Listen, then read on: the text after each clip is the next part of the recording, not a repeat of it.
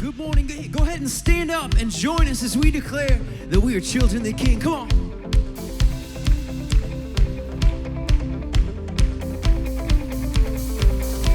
From urban streets to open plains, we are under one name. No one is lost or goes unseen, 'cause we are loved by our King. Come on. This is nothing ordinary. No, there is power in the name we carry. Yeah. Every nation, every tongue. Come on, welcome to the kingdom. Yeah. All the rich, all the poor, oh, all the people, we are yours. Yes, we are daughters, we are sons. More than mortals, we are royals. We are yours. We are yours. Yours. We are yours. Hearts unbound, we're running free with different stories, but one dream. Yeah, we don't wonder if we belong. No, we found our home in the Father's love. Oh, this is nothing ordinary. Come on. There is power in the name we carry. We will sing every nation, every tongue. You're welcome to the kingdom. Oh, all the rich, all the poor, oh, all the people, we are yours. Yes, we are daughters, we are sons. More than mortals, we are royal. We are yours. We are yours. Yeah, yeah, yours. We are yours. It don't matter where we come from. Everyone is welcome in your kingdom. It don't matter if we're broke or we're broken. In your love, we found our freedom.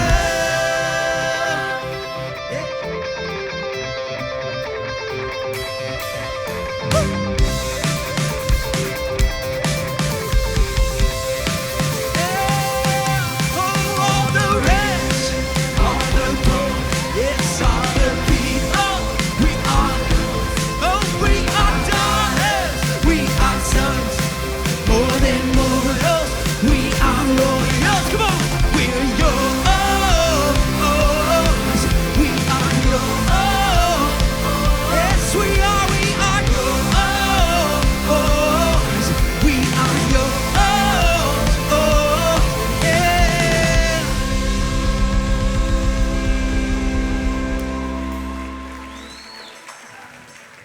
Woo, that was fun. I don't know about you, that was really good. You guys can have a seat.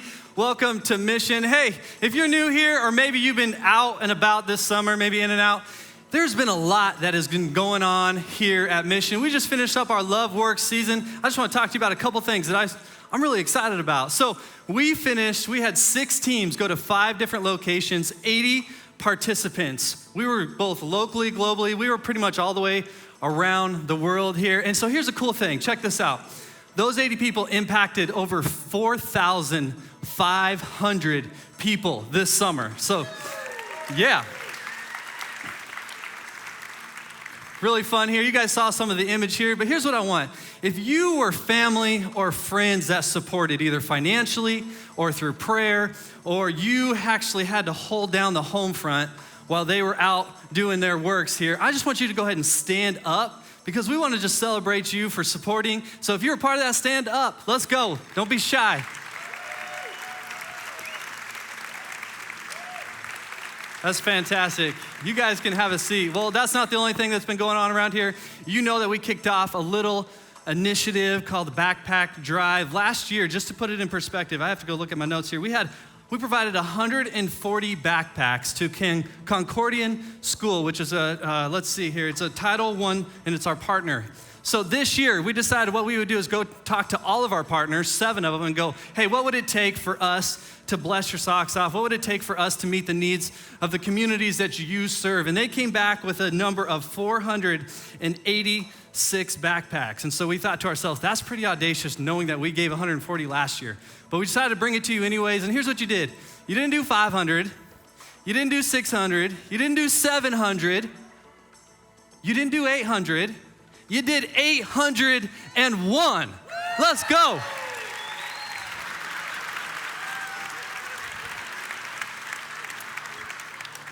I'm telling you right now, if you weren't here last week, you missed a dandy. My lead pastor can do a Fortnite dance. What can your lead pastor do? That's pretty awesome right there. I love that kind of stuff. Well, here's the deal. So because we had so many backpacks, we were able to not only meet all the needs of our partners, but we actually got to partner up with 6 additional schools and meet all of their needs as well. And so, man, I think that's fantastic stuff. So if you're new here, this is what we've been working hard at. This is all summer long. We've been trying to meet the needs of our community. We really are for everyone. And because here's the message we want you to know, that we believe that Jesus is for everyone. And so if you're here today, I just want to say welcome. We think you're in the right place. You belong here. You don't have to fit in here. We want you to come in just as you are and just make yourself at home here. Matter of fact, I'd love to invite you to reach into the seat back pocket. We're going to try something new over the next couple of weeks. There's just a card. And if you're brand new, looks like this, you can go ahead and fill that out. You can head to the back, right outside in the lobby there. There's a couple tables there that we call the hub. There's a team that would just love to meet you, shake your hands, and just welcome you to Mission. Well, here's what we do. I'm going to invite the band back up. We're going to continue to lead some songs here, and then Joel's going to be out in just a minute. We're got Vision Sunday and Back to School Bash. We're going to have a lot of fun, more details around some of that stuff, but go ahead and stand up, turn to the person around you, don't shake hands, don't fist bump, do your best Fortnite dance.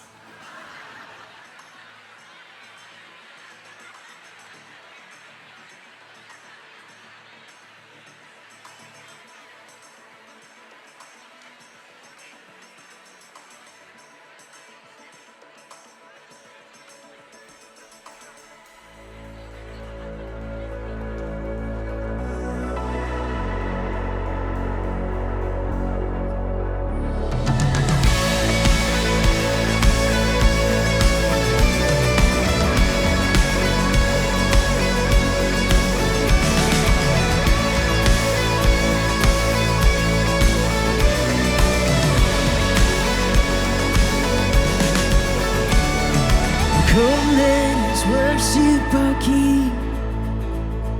Come, let us bow at His feet. He has done great things. Yes, yeah. See what our Savior has done. See how His love overcomes. He has done great things. He has done great things. Come on, sing this with me, oh hero of heaven. Oh hero of heaven, you conquered the grave. You free every captive and break every chain. Oh God, you have done great. Oh, we dance in your freedom. Oh, awaken the light. Oh Jesus, our Savior, your name lifted high. Oh God, you have done great things. Here we go.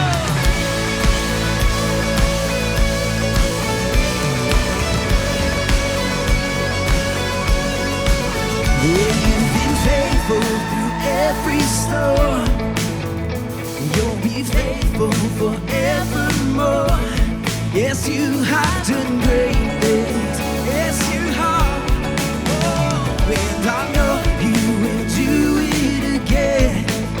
Yes, for your promise is yes and amen. You will do great things. Oh God, you do great things. Oh, we say, oh, hero of heaven, you conquered the grave. You free every captive, you break every chain. Oh God, yes, you have done great. Oh, we dance in your freedom, awaken the light.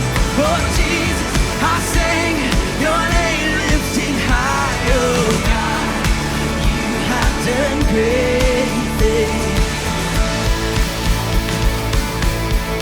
Yeah, we sing hallelujah, God, above it all. Hallelujah,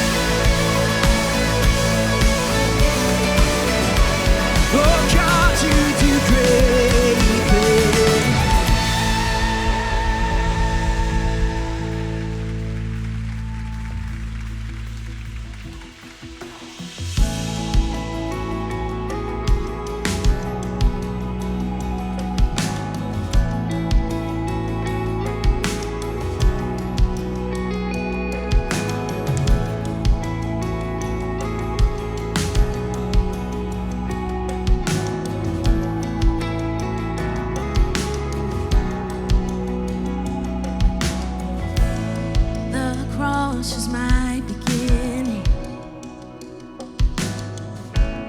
the line drawn in the sand, the end of all my striving. Now I am born again. Oh, if you know this, sing it with me. There Jesus was forsaken, yeah, so I will never be.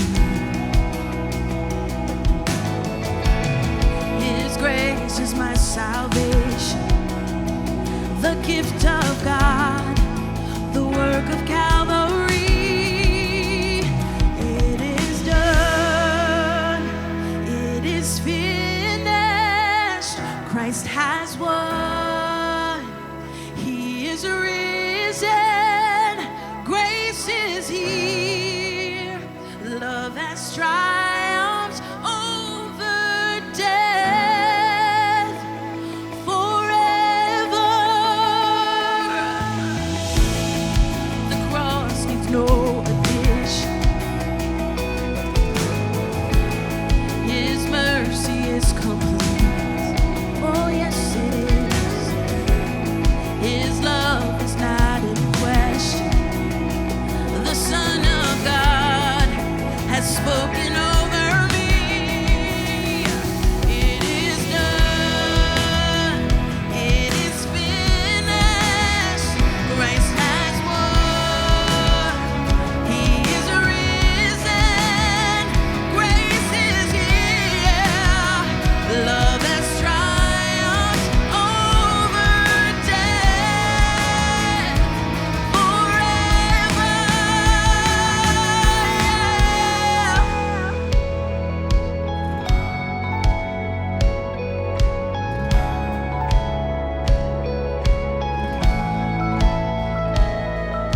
Strongholds bowing to the Savior, resurrection power over every circumstance. His word stands final and forever. It will not be shaken. He alone has won it all. Strongholds bowing to the Savior, resurrection power over every circumstance. His word stands final and forever. It will not be shaken. He alone has won. It is done, it is finished. Christ has won, He is risen, grace is here, love has triumphed over death forever. It is done, it is finished. Mercy won, and I'm forgiven.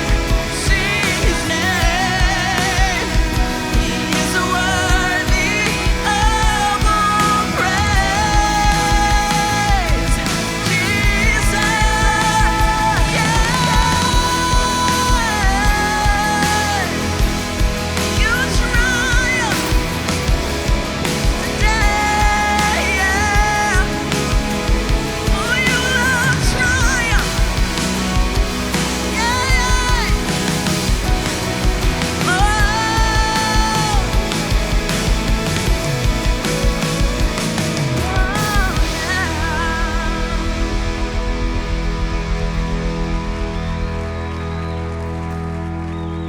Amen. Thank you so much for joining us, for singing with us. You can go ahead and grab a seat. And this time, as we continue, I'm going to invite forward our volunteers as we give of our tithes and offerings.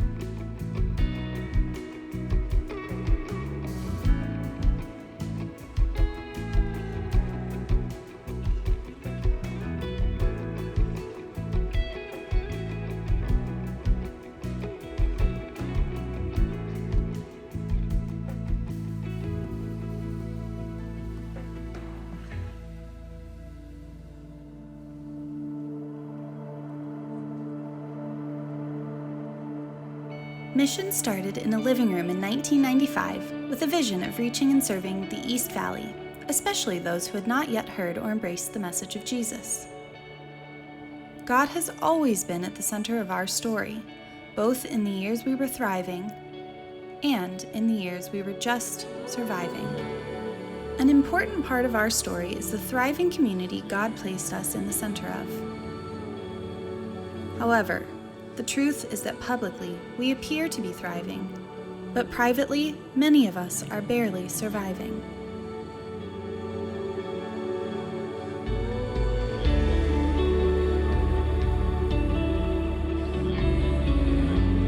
Often, what we show other people is only one side of our real story, and sometimes, other people try to dictate our story for us, tell us who and what we're supposed to be. The world can throw so many obstacles in our way, and we don't always know what to do. That's why so many of us face depression, addiction, and despair, alone and in private. Many of us aren't thriving. We're barely surviving. It can feel hopeless. But hope begins here.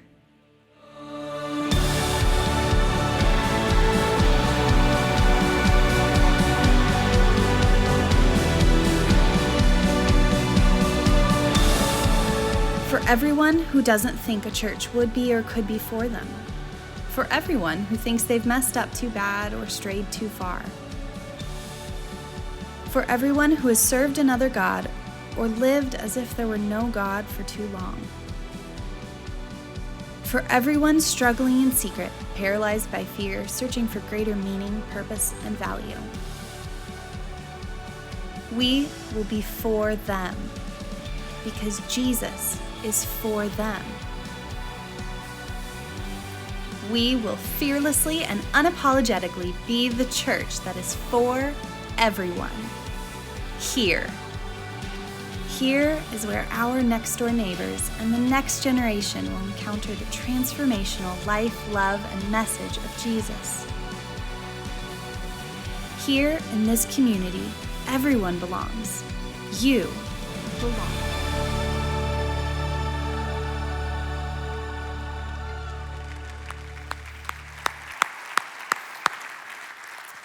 Well, over the last few years, we've been really working together and partnering with many of you. Many of you helped us move sort of in this direction. Today is going to be a little bit of an update on that. By the way, if you're brand new to our church, hopefully you feel that way. Hopefully you feel like this is an easy place to belong, that this isn't just a place that you can belong or that we're happy that you're here or you feel welcomed, but hopefully it's a place you feel wanted and you're wanted here and you feel like that's not only communicated, but by the ways when you've tried to engage. Hopefully that's what you've experienced. We're working hard. We've still got work to do on that, but I want to sort of remind us, today's a little bit of a refresher and a look ahead. Some new information, sort of a longer term, like where do we go even beyond our near-term vision. I'll get to that in just a few minutes. I do want to say next week, though, we're going to sort of get back to our regularly scheduled program. Today's just sort of a standalone vision message, and I couldn't be more excited. We're starting a new series next week called How to Get What You Really Want. And I don't know about you, but there's things I've chased for a long time in my life and thought I wanted them. There are things that I thought I wanted, but then I didn't want, or things that I really wanted that I thought I was never going to achieve. And we're going to look in the scriptures actually throughout the New Testament. There's actually a biblical strategy for finding fulfillment and satisfaction. And we're going to talk about that over the next few weeks. That series begins next week, and I'm thrilled about it. Here's the beginning of the refresher course. Our vision as a church, this is a vision we feel like God led us toward, is to be an irresistible church for our next door neighbor and the next generation. And this word irresistible is important to us. It seems maybe strange if it's the first time you're hearing it, but here's what we mean by this. We're trying to resist what's resistible or eliminate things that are resistible for anybody who wants to take any sort of step towards God. And we feel like a few years ago, we got relentless about this. In fact, if you were on a volunteer team, you probably sent feedback or sat in a meeting where you gave us really ruthless feedback on what's resistible about a first-time person's experience, what's resistible about taking a step to get in a group, what's resistible. And it's something we continue to ask ourselves. It's something we continue to look at. But we really kind of honed in on three specific areas. We really wanted to create irresistible environments, create irresistible community for people to engage in beyond the weekend, and have an irresistible impact outside of our church. You've heard about some of those things, but before we get too far in to looking ahead, I just want to look back for just a second, because this last year we took some fantastic steps forward in accomplishing that. In the last 12 months, we've really seen a lot of people move towards community. In fact, 222 people this last year, you can't make up a number like that, 222 new people took a step to get in a community group, which is our long-term small groups. And these are people who took a step out of a row. We talk about this all the time, getting out of a row and getting into a circle. They took a step to get into a circle where they can meet with people on a regular basis to experience accountability and belonging and care and grow in their faith. 471 people took a step to a short-term group. Maybe before a long-term group. Maybe it was a group that met a felt need of theirs, or maybe it was in addition to their long-term group. But 471 people engage in short-term groups where they could be challenged and grow in their faith. We had 236 youth attend tribes or were added, specifically added to a tribe this year. One of the challenges we had, and we're still working out some of the kinks of this, but we had 2 different programs that were happening and kids weren't actually getting into a group. It was a barrier. And as we moved our groups to the weekend, we saw a lot of new kids added to tribes, and part of our near-term plan is to create better environments on the weekend for those tribes so the kids can have even better experiences in those small groups. Kevin told you this earlier. We had 80 people who participated in a Love Works trip. They went somewhere other than here in the world to invest in people around us. You heard 4,500 people were impacted by that, which is extraordinary. But specifically locally, right around here this last year, we did 2 serve days. And in those 2 serve days, with all the people that attended, we served 2,530 hours right here in our local community, which is it's almost a year and a half of full-time work. If you factor in vacation time and everything, it's like giving our partners a year and a half's worth of full-time work in right here in our local community to help them meet the needs of under-resourced people in our community, which I think is extraordinary. This next number isn't going to seem overwhelming, but there's 177 of our youth and preteens serving. Here's why this is important to me, and I'll just because I'm a proud dad and participant in this, to see my kids take a step, not to just come here every weekend and consume and be poured into. And we do a lot of work investing in, recruiting, setting up small group leaders for success to pour into our kids. To see my kids then recognize the investment that's been made in them and decide that they need to give back. And so every Sunday, my whole family's here for 2 hours because my kids come and they participate in their environments. Somebody invests in them. And they turn around the next hour and they go serve other kids. And many of your kids do this as well. And we haven't done any major sermons pushing to you to get your kids involved. They've recognized how significant the investment is in their lives, and they want to do that for somebody else. We have 177 preteens and youth that are serving every single weekend right here at our church, and they're pouring into our kids. I just think that's so extraordinary. Such an incredible picture of health. We had an average this last year of 12 new households a weekend. I don't know if that jumps on you as a positive number or a negative number, but every single weekend. And this may be you. This may be your first weekend here. We have 12 households that we know of that show up here. And the only way we know of them is if they stop by the hub or if they register their kids. So if you're here today and you're a single adult or you're a couple or you have your kids in the service with you and you don't go to the hub or you don't register, we don't actually know you're here. This is just the people we know of.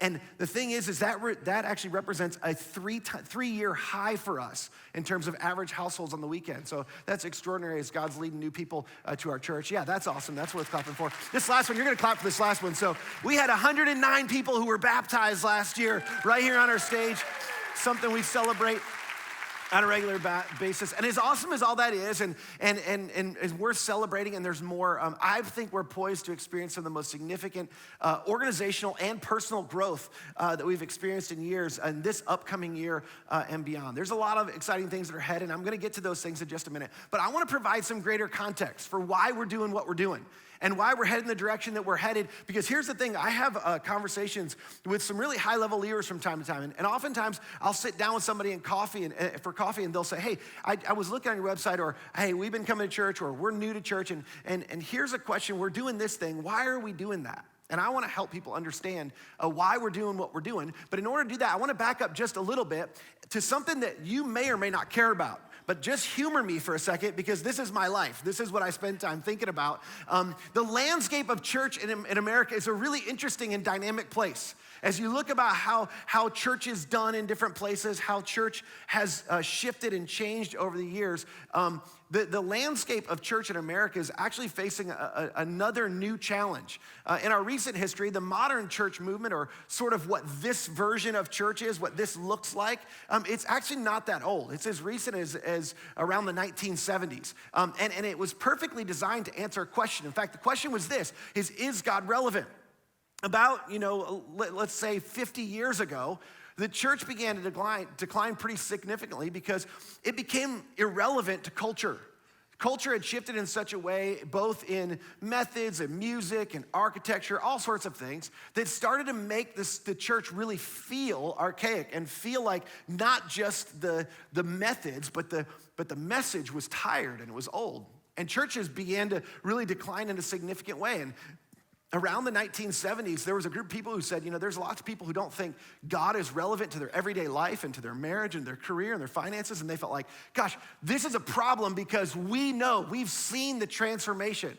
When people invite God into their lives and invite God into their finances, invite God into their marriages, and have people to walk alongside them in the church, we've seen the amazing transformation that happens in that. But there's this perception, and we've got to overcome this because this has become a significant barrier to reaching people with this message, which is something that's happened generation after generation. There's always been different challenges. But the way we sit today, what we are experiencing today is rooted in a group of innovators in the 1970s who decided they were gonna try to do church different. And there was a lot of resistance. Some of you were around in those days. You know what sort of took place. As some of these innovators started to change the methods of doing church, they got a lot of resistance. People weren't happy about it.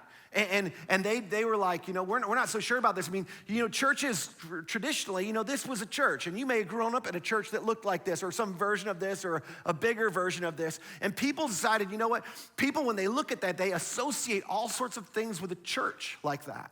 And so they wanted to start creating church that looked more like this, because this looked more like a place I would go. Whether you say it's a mall or a community center or whatever it is, this looks like a place that doesn't look as intimidating. It doesn't seem like it has much baggage. People started going to places that look like this. You were around, some of you were around for this shift. If you grew up in the church, you used to sit in pews that looked like this. Anybody with me?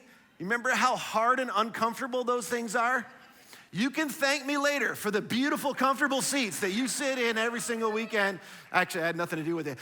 But this is what we do. This is what we do now. We create churches where we have theater seats or have more comfortable seats because we feel like that's more relevant. And even the structure of the interior of the church, a lot of the stuff that people reacted to in the past, we got rid of, not because there was a problem with it. It's because it was associated with all sorts of things. Those methods were associated with things that seemed irrelevant to people in terms of their lives. Hey, I just have to say this real quick. I can't skip this one. In terms of the old archaic stuff, does anybody remember the thrones that used to be up on the stage behind that the pastor used to sit in? Is that not so weird?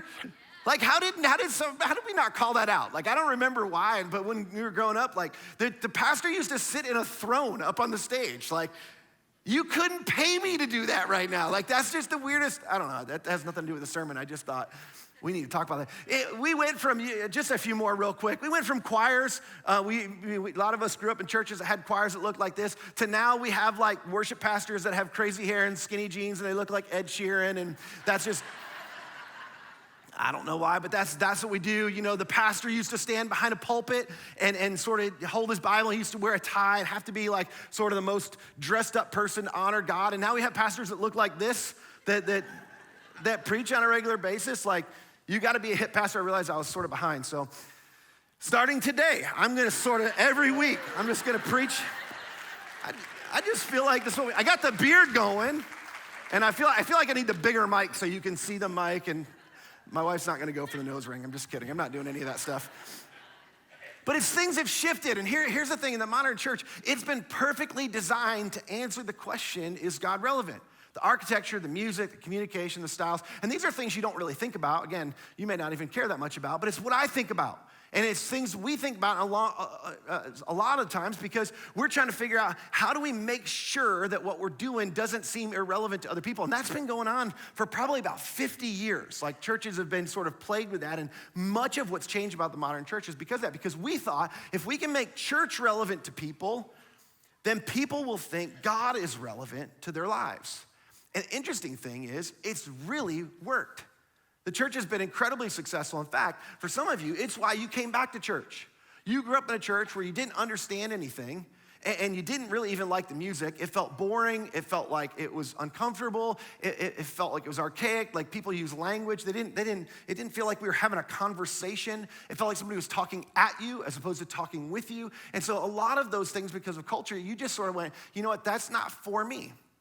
And the church, as a church began to shift, some of you went, you know what, I'm not sure I believe everything that they believe, but you know what, that's a place I'm attracted to because I'm attracted to the message.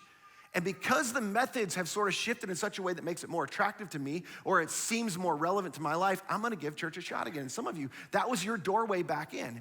And in the process of that, and if you follow church, or if you grew up in a church, especially if you grew up in a mainline denomination, you've seen that decline significantly. Non-denominational churches have thrived, non-affiliated community churches have thrived, but mainline traditional denominational churches have declined sharply over the last 50 years in America. And this is important to remember. What was important was that the method changed, but a change in method doesn't necessarily a change in message. I mean, that took a long time for people to stomach and to realize that just because we weren't gonna have steeples, or because there weren't pews, or because there weren't thrones on the stage, or because everybody didn't dress up, that somehow it felt like we're watering down the message. But that's not what happened. We just changed the methods by which we were connecting with people, because method has to do with culture. Message is timeless. Method is cultural. And as culture changes, we have to do that. And here, in fact, if you were to ask some of the best researchers in church right now, they would say we're beginning to see the early signs of this in a big way. The success of this approach is flattening, if not beginning to decline. And over the past decade, we began to experience a bit of another shift in church that I actually think is going to lead once again to a shift in our methods. Now, interestingly enough, this shift doesn't really have anything to do with the method of the worship service, what we do on the weekend, all that stuff that shifted to make God relevant. That's actually still important. Like, people still want to know that God's relevant to their life. It's just not their first question. It's become a secondary question. It's an important question, but it's become a secondary question. And the primary question for people who are far from God, or who don't go to church, or who aren't sure whether church is for them, if we're trying to be a church for all those people, is their question is not, is God relevant, is God real? See, as we move more towards a post-Christian culture in our world, whether you realize it or not, that's what we're doing. We try to resist it. We're trying to rise up against that, but our culture is rapidly moving to a post-Christian culture. And as we do that, the more and more we do that, the more and more the conversation shifts from not is God relevant to my life, but first, before I determine whether God's relevant to my life or whether he's personal, is God even real? Does he exist? Which I actually am excited about, because I think it's a better question. I do. In fact, there's a lot of people who engage in church because it was irrelevant, and they didn't acknowledge how real God was for them personally. And I think this new challenge for us at church is an amazing one, and relevance is still important. However, it's a secondary question to, is God real? And I think, is God real, is something that some of you may have already experienced in real conversations with your friends and your neighbors and people that aren't necessarily interested in going to church. They're not necessarily church people. Not long ago, I had a conversation with a friend of mine who I don't mind saying this, I'm not ashamed of this. I love this guy, and so I invested in him, and I've been investing in a relationship with a guy. He's not really a church guy. He kind of sort of grew up in church and left the church, didn't really have anything to do with church. And I was just saying, hey, listen, sometime you just need to come check it out. Like, I don't think our church is like any other church you've been to. And he's like, oh, really? You think I should come check out your church because you think your church is so different than every other church? Like, what, you have like a rock band and smoke and moving lights? Like, literally, that's what he said to me. He's like, oh, it's like, and people dress casually and you don't preach at people. Like, you probably speak conversational style. Like, is that what you're talking about? And it was funny because I recognized in that conversation one, I better have more to say than that about what's unique about our church and why I think it's different than most other churches he's ever been to. But I think in that conversation, I recognize that he's like, I've seen that. I've experienced that. And that doesn't answer my primary question. My primary question is God really real? And does a relationship with God, is it even something that's possible? And is it something that matters to my life? Before is his teaching relevant, is God even real? Now, here's what's interesting about this, is while the world is changing in some ways and our methods got to change, this question has been around a really long time. In fact, this message, the message around this question has been around for a really long time. It preceded Jesus, but after Jesus came to the earth, this was sort of the question they were trying to answer for people. And while our methods have shifted, this message has remained the same. The message of who Jesus is and the fact that he is real and the real impact he can have in people's lives. As a matter of fact, some of you remember the story, John the Baptist. You've heard of John the Baptist. John the Baptist was a guy who was a forerunner of Jesus, the Bible tells us. He came along the scene and he sort of walked out of the wilderness and was dressed not like everybody else. He was sort of this strange looking guy. And he said, basically one day he's baptizing people and he sees Jesus and he points at him and he goes, look, the Lamb of God who takes away the sins of the world. That's the guy right there. He's gonna change the whole system. He is the one who's come to represent God. And when people saw Jesus, they started getting curious. They started watching him. And then Jesus was sort of moving on and he was going along the way, the next way. And they asked him, they said, well, Jesus, where are you going? Like, where are you going to? And Jesus, this is what he said. He turned and he looked at him. He said, look, come, he replied, and you will see. You need to come. If you'll just come, you'll see. You'll see where I'm headed. You'll see my way. This isn't about, we're not gonna debate things. I'm not gonna try to convince you of things. I want you to come follow my way. I'm going a certain way. I want you to come follow me.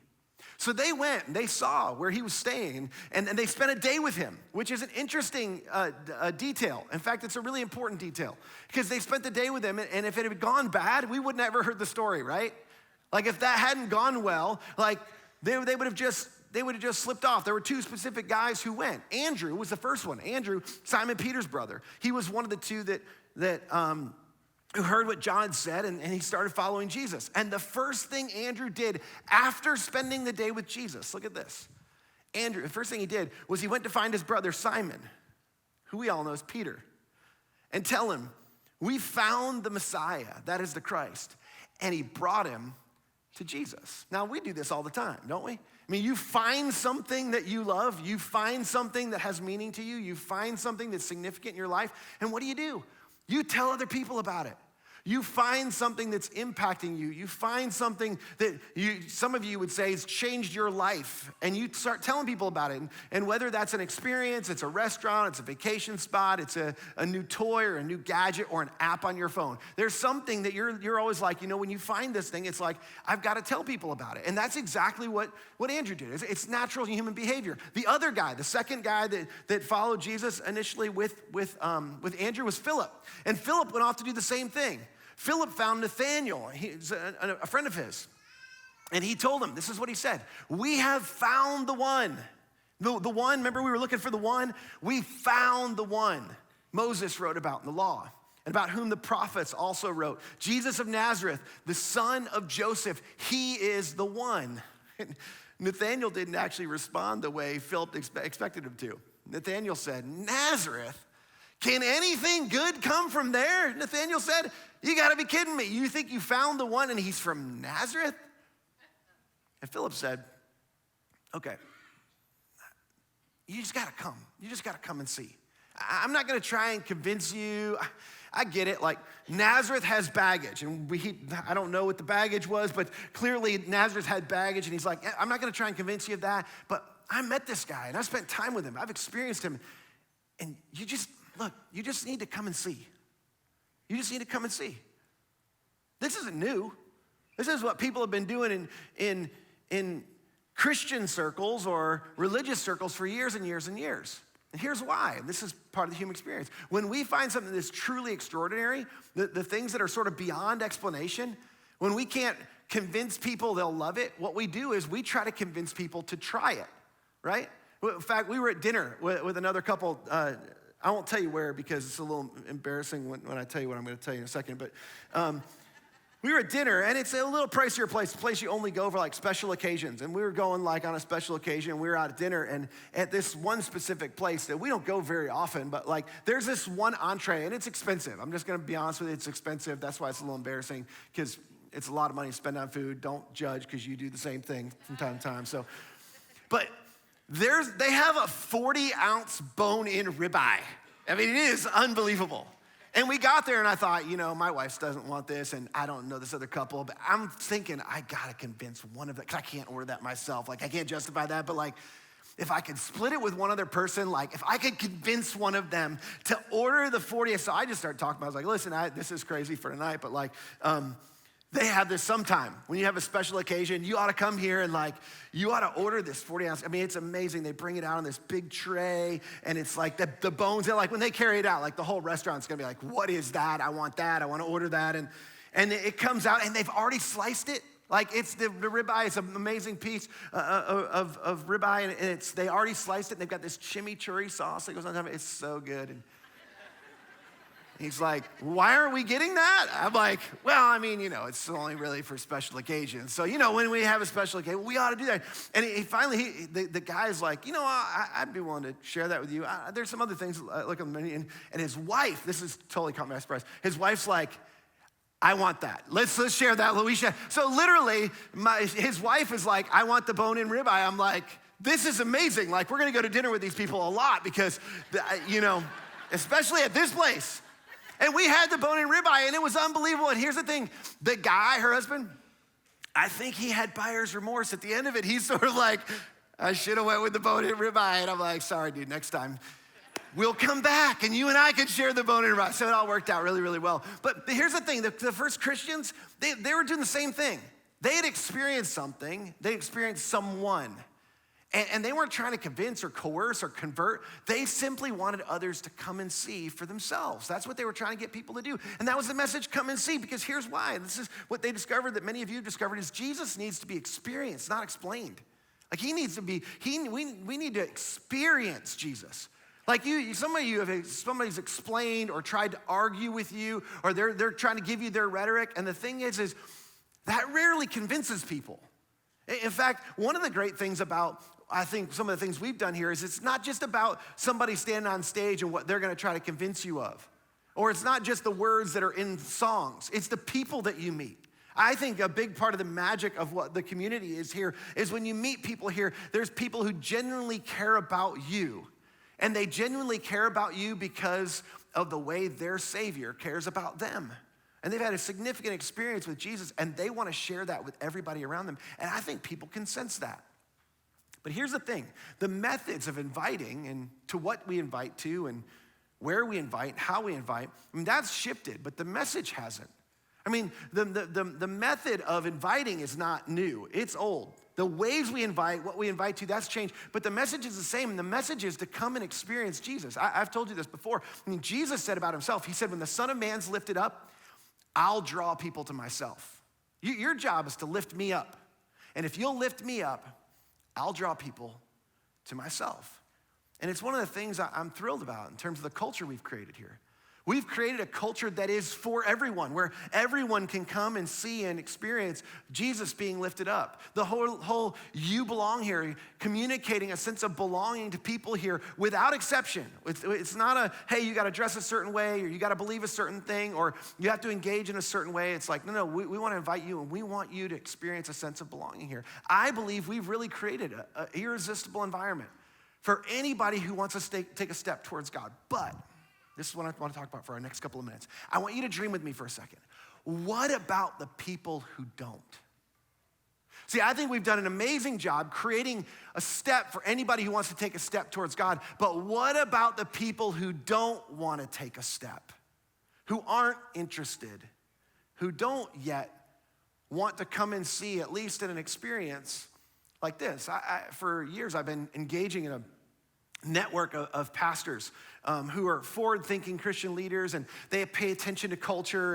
And one of the conversations we've been having for a long time, we have these discussions on a monthly basis about the implications of things that are happening in culture. And the consensus, the first early consensus amongst people that are forward-thinking and looking down the road and into the future is that the foyer has changed. The foyer has moved. Now, all I mean by foyer is people's entry point into the church. The foyer has moved. And it's not that the foyer we've created isn't important, it's just that it's moved. I mean, people's first step, if the question was, is God relevant? This first step works great to invite somebody here for the first time. In fact, it still works with most people, but there's a generation that's coming up, and it's beginning with the millennials, that their question is really about is God real, not is God relevant? And they're gonna ask the relevant question, but they gotta get past the real question first, because the jump for them is, am I really gonna find out, coming to sing to and listen to somebody preach about somebody I'm not sure exists, am I gonna really be convinced that God's real in the midst of that? That feels like a little bit of too big of a step for some of us and for some of our neighbors. I think that's part of the conversation I was having with my friend. The second thing is, I think just on a practical step, it's way too limiting.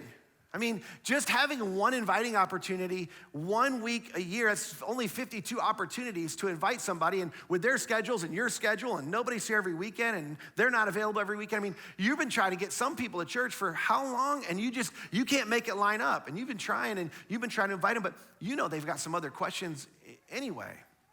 And I'm convinced more than ever, don't get me wrong, this gathering is an important and necessary step.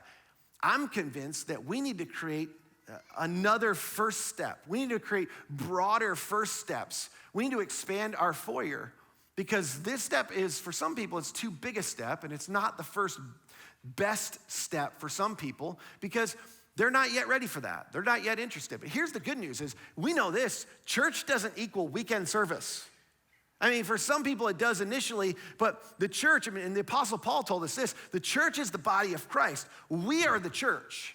The church isn't something we go and attend one day a week. In fact, if you've been here for a while, you've heard me say this, the church isn't something we attend, it's something we are.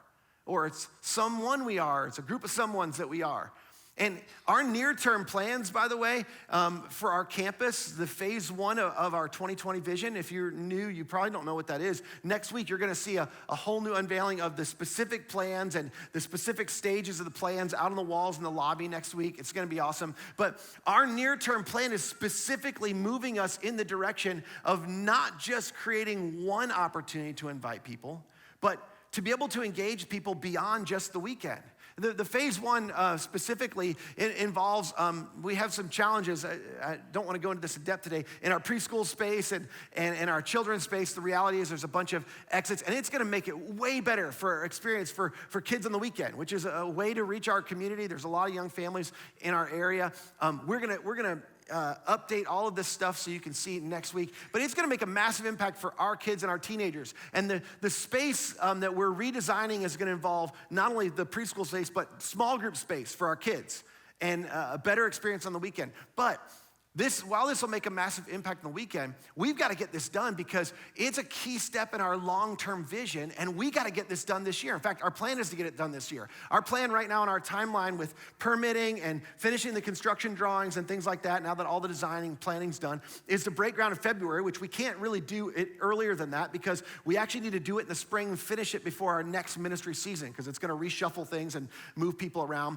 We'll give you plenty of notice for all that stuff, but it's super exciting. So we're hoping to finish this coming fiscal year. But here's why this is important, is because we've begun looking at leveraging not only that space, but our campus and our new campus design in a new way for maximum impact. Phase 1's not only gonna position us to win on the weekend and create a better experience on the weekend, it's gonna allow us to provide practical services for basic needs for people throughout the week. As a matter of fact, as early as a year from now, our hope is to open a preschool on our campus, a weekday preschool for families around here in this community. Some of you want to clap for that. I love that. But here's why. I mean, not just for your kids, for my kids, I mean, yes, but For our neighbors, we got a bunch of neighbors around us. It's a practical need they have in their lives. They want a safe place where their kids are gonna be invested in. After school programs, leadership programs. We have schools coming up right around us. Performing arts opportunities right here. We got some great space for that. These are some of the things we're dreaming about. We've got plans to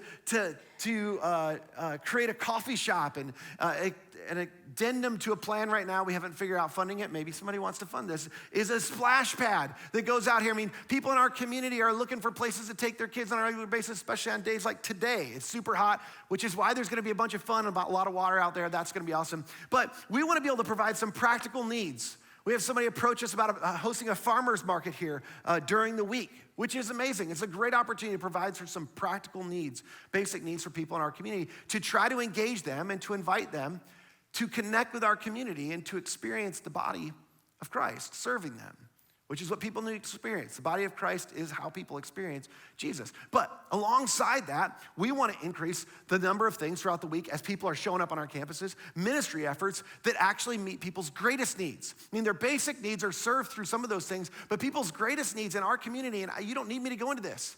In this community, it's been well documented. We have marriages in crisis. We have parents who are struggling with what to do with a whole new group of teenagers and group of children that they don't know how to parent, how to relate to. Substance abuse, anxiety and depression are all-time highs. Purpose and hopelessness are significant issues in our community. And we have messages, we have resources to help people with all sorts of those things. And so being able to create an environment that functions throughout the week, isn't it true that being the church 7 days a week is far better than attending a church 1 day a week? Isn't that true? Yeah. So here's our goal. And again, this is a long haul project. Like some of you are going, we're gonna do all this year. No, we're not gonna do all that this year. But that's in the dreaming phase. That's in the planning phase. Some of that stuff we're gonna be doing in the coming weeks and months. I don't want you to be surprised when you hear about these things. But this not only represents better stewardship of our resources and our facilities, I believe this is absolutely necessary for us to accomplish what we've been placed here to accomplish, what the vision is God has for us, the mission that we have to lead people in this community, in the East Valley, to thriving life in Jesus. I believe when people show up here on a weekly basis or a daily basis, and there's things that are offered for them that meet their practical needs and offer to even speak into some of their greatest felt needs, I think that's how the church, how Jesus becomes real to people around us. And it gives us the influence to speak into how God is relevant in their lives. But we've got to be real to our community first before they're interested in whether God is relevant or not. Nearly 2 decades ago, I heard a statement that has stuck with me, and it's one of the only quotes that has stayed with me and gone to every office I've ever had. Craig Groeschel said years ago, he said this, he said, to reach people no one else is reaching, we must do things no one else is doing. Some of the things that I think God may lead us to do in this next season to help him become real to people in our community, I don't even know that we've even thought of them or dreamed of them yet. But this is a quote that's haunting us, that's challenging us, and we've begun to think about how do we continue to do things that nobody else is doing, to reach people nobody else is reaching, because we're not trying to just be better than the church down the street. I mean, that's no success to us if somebody goes from a church down the street and moves in and comes to church here and they go, oh, this is a better church experience. I want to go to this church as opposed to that church. That is not the bullseye and the target for us. The bullseye and the target is as God leads people who don't have a church experience, who aren't currently connecting in a relationship with God, who are far from him, and they're struggling alone and in private. We want to be a church that's for them. And I think now is the time for us to act in a big, big way. So here's what I'm asking you to do. I'm going to ask you to lean in.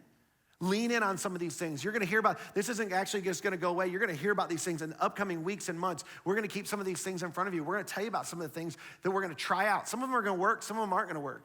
But we feel like we've got to begin to be the church 7 days a week, not just attend it 1 day a week. So I'm going to ask you to lean in, and I'm going to ask you to join in. I'm going to ask you to join in, and I'm going to ask you to give. If you're somebody who's already committed to giving to our Phase 1 2020 project, thank you so much. We need you to execute on your plan. And we need to collect that as soon as possible so that we can get started on phase 1. If you're not in the game on that, you can stop by the hub and see somebody. You're gonna hear more in future weeks about specifically how you can be involved in that. You can go on our website and you can get involved in that. But I'm gonna ask you to lean in and I'm gonna ask you to join in. Participate in the things that we're doing, serve in those things. And here's what I think, a lot of people are freaking out about how things are changing. Some of our methods aren't working. I think this is one of the most exciting times to be alive in the church. And I am so excited in this next season about forging new opportunities for us to connect with our community so that people can come and see how the message of Jesus changes everything for absolutely everyone. Let me pray for us. God, I pray today that you'd expand our hearts and our vision. Pray that you would give us a picture of not only a healthy, functioning body of Christ where we're growing, where there's opportunities throughout the week for people who are coming in to grow here, to be people who are part of this church to grow and challenge one another and spur one another on. But there's opportunities for people who are outside of our church to take that first step they so badly need, to take a step towards you. I pray that you'd give us vision, you give us ideas, how we can do that the best, and that we would lean in a big way, that you would use us as a body who forges some new opportunities and some new methods to reach people nobody else is reaching, and that you would grow your impact, you'd grow your kingdom, that eternity would be different because of this season and the risks that we took and the things that we decided to do. God, I pray that we would keep our eyes on you. You'd help us to see with your eyes. We'd take advantage of the opportunities you place in front of us that you want us to take advantage of, and that you would help us to miss the ones that you don't. We trust all that for you. God, I pray for somebody who's here today and they showed up for the first time and they're wondering whether God is real or not. They didn't come to hear a vision talk, but they came because they want to know if you're real in their lives. I pray something that they heard today, something that they've experienced, maybe somebody they connect with on the way out today, would cause a stirring in their heart, and they would begin to know that it's true, that you're real and you're interested in them, that they can belong here, and that you want to intersect their life in a big, big way. And I pray it in Jesus' name. Amen. Amen. Hey, it's been great hanging out with you guys today. Your kids are currently waiting to go and participate in the back to school bash. The only thing that's stopping them from doing that is you as parents going to meet their small group leaders. It's a strategy that we have here. We want to partner with you parents. And so as you guys take off, go into your kids' environments, meet their leaders, introduce yourself, exchange numbers, whatever. We're going to invest in your kids. And then come back. Join us next week as we kick off a brand new series. Invite a friend. We'll see you then.